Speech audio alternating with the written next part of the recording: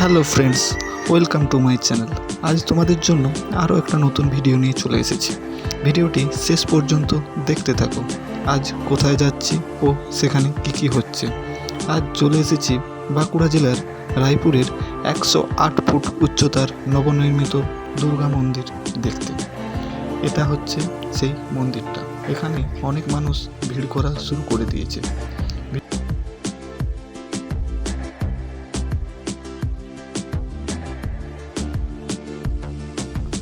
মায়ের এক ঐতিহ্যবাহী পুকুর, এটার অনেক ইতিহাস আছে।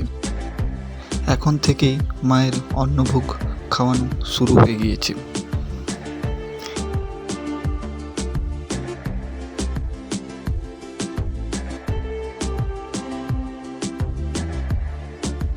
কিছুক্ষণের মধ্যে মন্দিরের দরজা সাধারণ মানুষের জন্য খুলে দেওয়া হবে। সবাই এত রোদের মধ্যেও মায়ের পুজো দেওয়ার জন্য লাইন দিয়ে দাঁড়িয়ে আছে।